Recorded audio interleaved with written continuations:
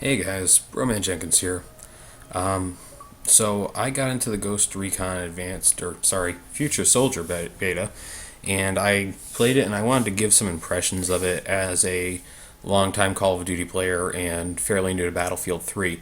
This game does a fairly good job of straddling the difference between those two games and bringing in some kind of older flavor to it. It really feels like a good heir to uh, Ghost Recon Advanced Warfighter. The multiplayer in that was interesting. It didn't have the cover system the single player did, but I don't think it lost anything for it. So I'm gonna pick the rifleman to start off here. I'm not gonna do too much commentary on what I do, but rather the mechanics as they get introduced. So the spawn system's interesting. You can see me selecting maintenance right now, and you can see the two guys above me. Those are my fire team. You can have up to 4 people in your fire team, so you have 3 possible spawn guys and then 1 spawn location. Unless you're getting spawn camped. If the enemy crosses these invisible, well, they're fairly visible barriers, they will start to force you to spawn somewhere else. Here we're seeing the cover system. I'm still getting used to it. It's a little clunkier than what I'm used to, but it's useful. And there we just saw how inaccurate the guns can be in this game. You definitely want to fire in short controlled bursts or you get kind of fucked. Of course, you can choose the trigger group that allows you to use any rifle as a semi-auto. I wouldn't suggest it because a lot of this is quick, close fire action. Now, one of my favorite features of this game was what you just saw, which was the run to cover from another cover source. That is absolutely brilliant. I'm glad they took that from Splinter Cell Conviction and brought it into this. It makes staying in cover, which is a major part of the game, a lot easier. A lot of people are going to try to run and gun this game, and if you have a shotgun, go for it. That's exactly what you need to do. But smart players are going to stick to cover, and they're going to rack up kills for it, because they're basically invisible in cover, whereas because it's third person, they can see almost everything. But of course, as we'll see in a second, even though I'm detected, which means I'm on someone's camera or something like that, this guy doesn't know I'm here. So I was able to fuck him up because, he's facing one way. It's not all, cameras and the sensor grenades are not all powerful or all knowing. It still requires the players to use them smartly. Hold on. I opened up a beer like 20 minutes ago and have been trying to record this ever since. Anyways, so the spawn system works pretty well. There's a little bit of a delay. It seems kind of weird. When I was in a game later after this, losing, I couldn't spawn as quickly. I was getting like double delays to spawn, which I thought was kind of strange. You'd think you'd want to get the losing team out there pretty quickly.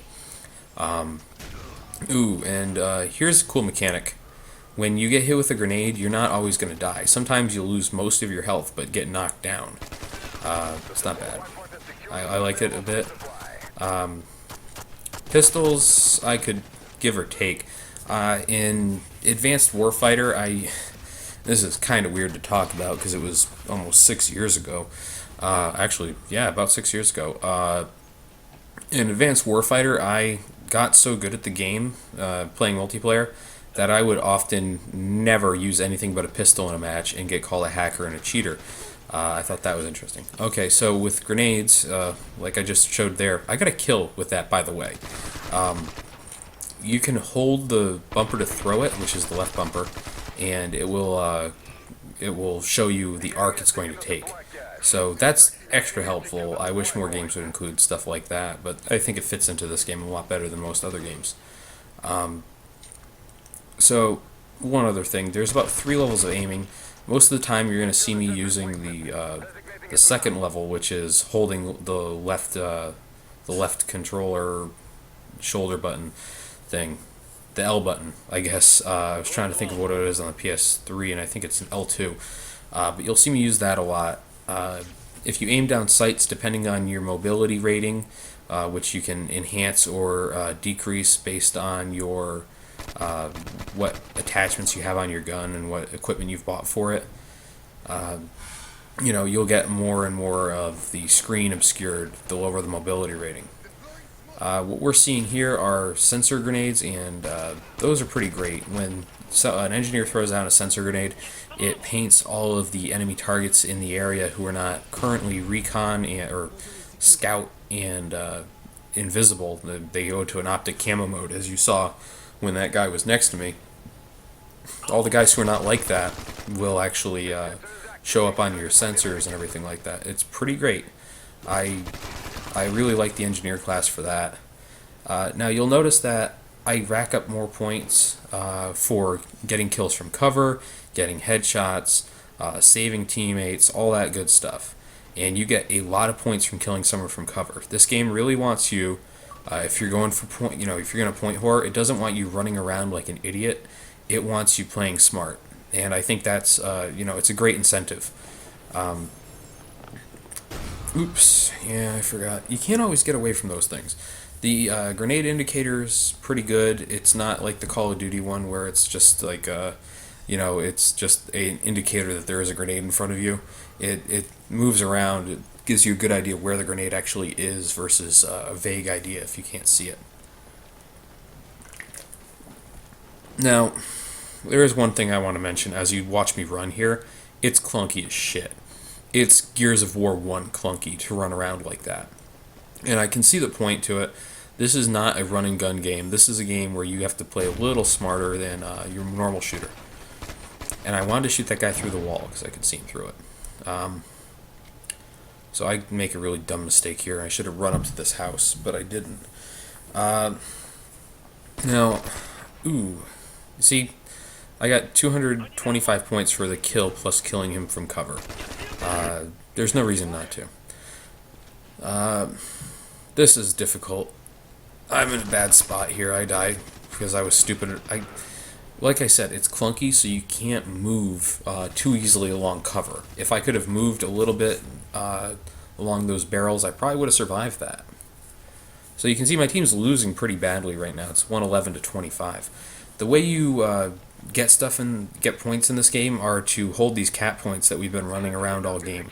So we just got 375 XP. We're up 130 from 11. So you can see at pretty much any point, winning one or two of these objectives in a row can really, really, really fuck up the other team, and you can just become a steamrolling train if you do it right. And that's what happens here. We start just capping objectives left and right, and we really make the other team our bitches.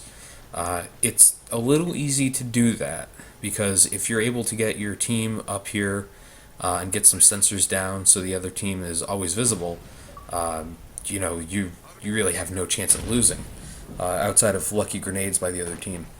I don't use the scout class a lot, and it's mostly because I'm terrible as a sniper, but I have to respect something about it. It is not a simple pubby class in this game. Whereas, like in Battlefield, when you go into a game, you got like 6 guys, all as recon, not helping the team, just as far away from the battle as possible. In this game, they can be a fucking huge boon to the team. That optic camouflage combined with the power of the sniper rifle in a long sightline area like that little balcony that I was getting shot from before, or right here, can really make the difference in your entire game. Your entire team benefits from having somebody good at that. And I got dominated in one game later on from somebody who was good at that move. So I can't really complain about that. So about here I switched to Engineer. Engineer is probably my favorite class. Like the Rifleman, they've got 2 gun choices. They can either, where the Rifleman can have an LMG or an assault rifle, the Engineer can have a carbine or it can have a shotgun. I haven't really used the shotgun a lot, so I don't want to say anything bad or good about it yet, but I was getting pretty badly wrecked by people in a game before, after this, who knew how to use shotguns. So they seem like they're pretty strong. I'm going to test those out tonight. But I like the Engineer. The sensor grenade, like the one I just threw, and eventually you get the UAV. Those are just fantastic little items. They help the entire team out by putting people under sensor, and this is something I really need to note about this game that I think it does really well. It emphasizes teamwork a lot. So this is one of those games where, like Call of Duty or like Battlefield, if you have an organized, good team, you are probably going to win. No questions asked. Because if you have 1 or 2 engineers, throwing around sensor grenades and UAVs, they'll get a lot of points. They won't get all the kills in the world. You know, if I sat in the back just throwing UAVs out and tagging all these guys so my entire team could see them, I'd get a lot of assists. But I get probably more points than the guys killing them because this game rewards people who go out there and help their team like that. So that's pretty much why I like using engineer as much as I do. Of course, you can always play as one of the guys who can throw it. Anyone can throw out ammo boxes, I should mention. But you know, being the ammo box guy is probably going to net you a lot of points too, because you do run out of ammo fairly quickly, and if not, you know, you run out of sensors fairly quickly. See, I like using this cover system a lot too. So, some smart play, and I'm stupid about this. It's difficult to get off of cover sometimes, and I don't know what just happened there. It was pretty bad. He knew I was coming, I guess. But as you can see, we've only allowed them to get 6 points since we took that first objective.